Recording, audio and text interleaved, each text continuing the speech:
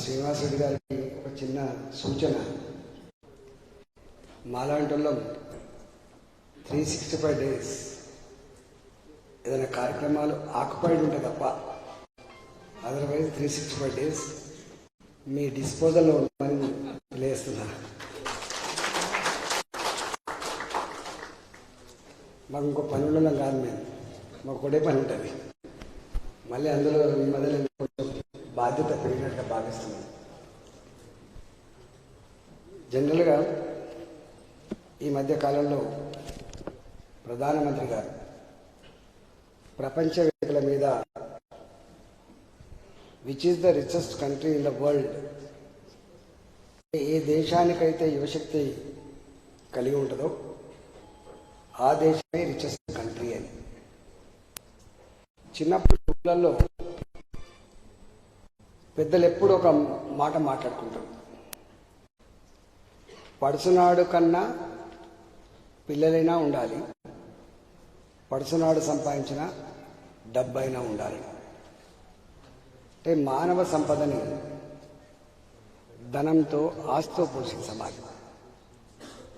ఇవాటిలాగా ఇద్దరు పిల్లలకే సరిపోను, ఒక్కరే ఉండాలనేటువంటి కాన్సెప్ట్ ఏదో వెనుకట ఆ కాన్సెప్ట్ కాదు. వెనుకట ఏ కుటుంబంలో అయితే ఎక్కువ మంది మగపిల్లలు ఆడపిల్లలు ఉంటారో ఆ కుటుంబాన్ని ధన్యవంతమైన కుటుంబంగా చెప్పుకునేవాళ్ళు. నీకేందయా, నీకు నలుగురు ఎదిగిన కొడుకులు ఉన్నారు, నీకు ఎదిగిన పిల్లలు ఉన్నారని చెప్పుకునేవాళ్ళు.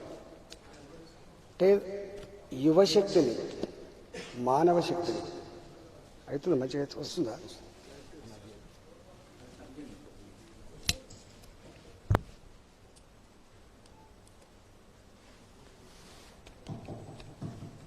యువశక్తిని కొంచెం సేవ్ చేసుకోండి.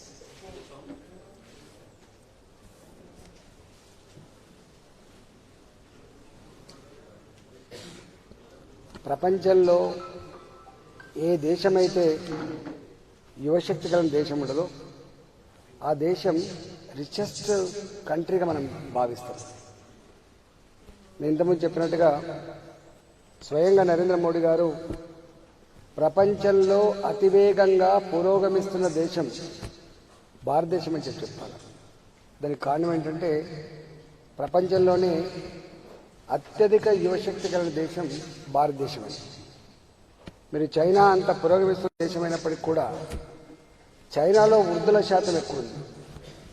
వాళ్ళు కుటుంబ నియంత్రణని సీరియస్గా పాటించడం వల్ల కుటుంబానికి ఒకే అబ్బాయి లేదా అమ్మాయి అని చెప్పి నియంత్రించడం వల్ల వాళ్ళు రోజు రోజుకి ఈ యువశక్తి విద్యార్థి శక్తి తగ్గిపోయి ముసలుళ్ళ తరం ఎక్కువైపోయిందని చెప్పి మనం లెక్కలు వస్తూ ఉన్నాం. అనేక వేదికల నుంచి చెప్తా ఉన్నాం. కానీ భారతదేశంలో మాత్రం ప్రపంచంలోనే ఏ దేశానికి ఎంతో యువశక్తి కలిగిన దేశం అని చెప్పి గర్వంగా చెప్తా ఉన్నాం. ఆ యువశక్తి క్వాలిటేటివ్గా ఉండాలి. ఆ యువశక్తి క్వాలిటేటివ్ మీన్స్ అది జ్ఞానవంతంగా ఉండాలి, అది ఆరోగ్యవంతంగా ఉండాలి. ఇవాళ మన దేశంలో యువశక్తి ఆరోగ్యవంతంగా జ్ఞానవంతంగా మార్చడం కోసం ఇవాళ నరేంద్ర మోడీ గారి నాయకత్వంలో కొంత ప్రయత్నం జరుగుతూ ఉంది. అందులో మనలాంటి సంఘాలు ఏవైతున్నాయో ఆ సంఘాలు ఎప్పటికప్పుడు యువకుల యొక్క పాత్ర గురించి కానీ యువకుల యొక్క కర్తవ్యం గురించి కానీ మనం ఎడ్యుకేట్ చేస్తూనే ఉన్నాం. అందులో భాగంగానే ఈ శిక్షణ తరగతులు అని చెప్పి నేను భావిస్తా ఉన్నాను. చక్కగా ఉందా అని మనకు ఫీడ్బ్యాక్ లేదు అంటే మీకు మంచిగా ఉందా?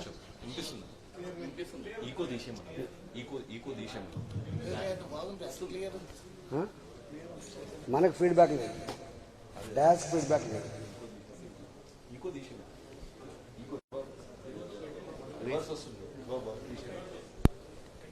మంచి వినపడుతుందా మీకు?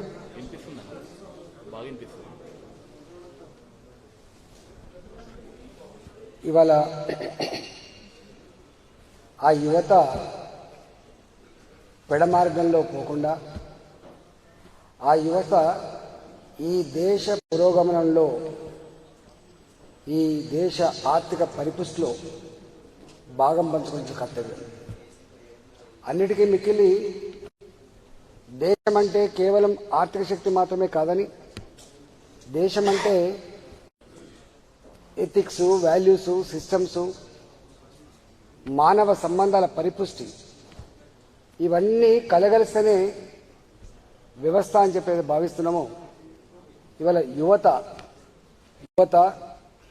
ఈ దేశంలో గొప్ప సంస్కృతి, గొప్ప సాంప్రదాయాలు, మానవ సంబంధాలని పరిపుష్టం చేసేటువంటి బాధ్యత కూడా యువశక్తి పైన ఉంటుందని చెప్పి నేను మనవి చేస్తా ఉన్నా. ఈ మధ్యకాలంలో భారతీయ జనతా పార్టీకి ఎక్కడ పోయినా యువకులంతా బ్రహ్మాండంగా అట్రాక్ట్ అవుతున్నారు. విద్యార్థులు 18 సంవత్సరాల పైబడి వాళ్ళు ఎవరైతే ఉన్నారో, లేదా 30 సంవత్సరాల లోపు కానీ 35 సంవత్సరాల లోపు ఉన్నటువంటి వాళ్ళు ఎవరైతే ఉన్నారో వాళ్ళందరూ కూడా భారతీయ జనతా పార్టీకి వైపే ఉన్నారని చెప్పేటువంటి మాట మనం చెప్తా ఉన్నారు. కానీ నిజం కూడా ఎక్కడైతే అన్యాయం ఉంటుందో, ఎక్కడైతే దుర్మార్గాలు కొనసాగుతాయో, ఎక్కడైతే ప్రజాస్వామిక విలువలు అంతరించిపోతాయో అక్కడ దాన్ని వ్యతిరేకించేటువంటి బాధ్యత యువకులపైన ఉంటుంది. కాబట్టి న్యాచురల్గా ఈ రాష్ట్రంలో గత 8.5-9 సంవత్సరాల కాలంలో కేసీఆర్ గారి ప్రభుత్వం మీద మొట్టమొదటిగా పసిగట్టి వ్యతిరేకించిన వాళ్ళు మేధావి వర్గం అయితే, ఆ తదుపరి వ్యతిరేకించిన వాళ్ళు పొలిటికల్ లీడర్లు అయితే, ఇవాళ అది మెల్లమెల్లగా పరకొల్టై కింది స్థాయి దాకా కూడా వచ్చింది. ఆ కింది స్థాయి దాకా వచ్చిన తర్వాత ఆ ప్రజానీకానికి దిక్సూచిగా ఉండాల్సిన వాళ్ళు, ఆ ప్రజానీకానికి లీడ్ చేసేటువంటి బాధ్యత ఇవాళ యువశక్తి మీదనే ఉంటుంది. కాబట్టి అంత గొప్ప గురుతరమైనటువంటి కర్తవ్యాన్ని నిర్వహించే క్రమంలో మీ క్లాసులు జరుగుతున్నట్టుగా నేను భావిస్తా ఉన్నాను. రెండవది ఇవాళ నేను ఈ 1.5 year నుంచి చూస్తా ఉన్నాను. ఎక్కడ పార్టీ కార్యక్రమాలు జరిగినా కూడా, ఎక్కడ బహిరంగ సభ జరిగినా కూడా సిస్టాన్ని ఎస్టాబ్లిష్ చేసి ఆ కార్యక్రమాన్ని సక్సెస్ చేసి ముందు బాగా నిలిచే వాళ్ళంతా కూడా బీజేవైఎం నాయకులు, కార్యకర్తలు అని చెప్పి చూస్తారు. సభల మీద ఉంటూనే, ఆ డాన్స్ మీద ఉంటూనే బీజేవైఎం కార్యకర్తలంతా ఇగో ఇచ్చేయాలి, అది చేయాలని చెప్పి ఆదేశిస్తున్నప్పుడు చూస్తూ ఉన్నాం. అంటే గంత గొప్ప గురుతరమైనటువంటి బాధ్యతని కూడా మీరు మోస్తున్నట్టుగా, మీ భుజాల మీద ఉన్నట్టుగా నేను భావిస్తా ఉన్నా. కాబట్టి రేపటి కాలంలో పెనుమార్పులు సృష్టించగలిగే శక్తి, ఆ సత్తా, ఆ బాధ్యత మీ మీదనే ఉన్నట్టుగా నేను భావిస్తా ఉన్నా. అనేక మందిలో యువకులుగా ఉన్నప్పటికీ కూడా విద్యార్థి రాజకీయాల్లో కూడా పాల్గొనే వాళ్ళు ఉండి ఉంటారు. ఇలా ఆ విద్యార్థి ఉద్యమాలకు నాయకత్వం వహించిన వాళ్ళు కూడా ఉండి ఉంటారు. విద్యార్థిగా, యువతగా ప్రజలకు నాయకత్వం వహించిన, ప్రజల సమస్యల పరిష్కారంలో నాయకత్వం వహించిన వాళ్ళు ఎవరైతే ఉన్నారో వాళ్ళు గొప్ప రాజకీయ నాయకులు ఎదిగేటువంటి ఆస్కారం ఉందని చెప్పి మనం చేస్తా ఉన్నాం. ఆ బ్యాక్గ్రౌండ్ నుంచి వచ్చే వాళ్ళు ఎవరైతే లీడర్లు ఉంటారో వాళ్ళకున్నంత కమిట్మెంట్, వాళ్ళకున్నంత కన్విక్షన్ వేరే వాళ్ళకు ఉండే ఆస్కారం లేదు. కాబట్టి విద్యార్థి నుంచి వచ్చిన వాళ్ళు కానీ, యువకుల నుంచి వచ్చిన వాళ్ళు కానీ రేపు ప్రజాక్షేత్రంలో వివిధ హోదాల్లో కనుక ప్రజల చేత ఆశీర్వదించబడి మీరు కనుక గెలిస్తే తప్పకుండా గొప్ప నాయకులకు ఎదగడానికి ఆస్కారం ఉంటుందని చెప్పి మనం చేస్తాం. వ్యాపారం నుంచి వచ్చినటువంటి రాజకీయ నాయకులు ఉంటారు, లేదా రకరకాల కారణాల వల్ల ఉద్యోగం నుంచి వచ్చిన వాళ్ళు ఉంటారు, ఇంకా వేరే రంగం నుంచి వచ్చిన వాళ్ళు ఉంటారు. కానీ ప్రజలకి దగ్గరై, ప్రజల ప్రేమను పొంది, ప్రజలకు ఒక విశ్వాసం కలిగించి ప్రజల్ని డ్రైవింగ్ చేసేటువంటి గొప్ప శక్తి ఆ విద్యార్థి రాజకీయాల నుంచి వెళ్ళి, ఆ యువజన నాయకత్వం నుంచి వచ్చిన వాళ్ళకి మాత్రమే గొప్పగా ఉండేటువంటి ఆస్కారం ఉంది. వాళ్లే ఎక్కువ సక్సెస్ అవడానికి ఆస్కారం ఉంటుంది. మీరు ఎక్కడ దేశం మొత్తంలో ఇతర పార్టీలలో చూసుకున్నా, ఇవాళ మన భారతీయ జనతా పార్టీలో చూసినా కూడా ఎవరెవరైతే ఈ నేను చెప్పినటువంటి ఒరవడిని ఆ దాటుకుంటూ వచ్చిందో, బాధ నిర్వహించుకొచ్చి వచ్చిందో వాళ్ళు అక్కడ గొప్పగా సక్సెస్ అయిండు. మిగతా వాళ్ళు అంత గొప్పగా సక్సెస్ కాలేదు. 4 కాలాల పాటు స్థిరంగా స్థానాన్ని సంపాదించుకొని ప్రజలకు శభాష్ అనిపించుకునేటువంటి శక్తి కూడా మీ నుంచి వచ్చిన వాళ్ళకే ఉంటుందని అనేక ఉదంతాలని, అందులో మీరు భారతీయ జనతా పార్టీలో ఇవాళ మంత్రిగా కొనసాగే వాళ్ళు కావచ్చు, లేదా ఎంపీలు ఎమ్మెల్యే ఉన్న వాళ్ళు కావచ్చు, మనం చూస్తూ ఉంటాం. హాయ్ ఫ్రెండ్స్, మా టుడే టుమారో యూట్యూబ్ ఛానల్ చూస్తున్నందుకు చాలా థ్యాంక్స్. మరిన్ని లేటెస్ట్ వీడియోస్ కోసం వెంటనే సబ్స్క్రైబ్ చేయండి. అలాగే ఈ బెల్ ని కూడా రింగ్ చేసేయండి. మా నోటిఫికేషన్స్ అన్ని మీ మొబైల్లో వస్తాయి. అలాగే మా వీడియోస్ మీకు నచ్చితే లైక్ చేయండి, షేర్ చేయండి, నచ్చకపోతే కామెంట్ చేయండి.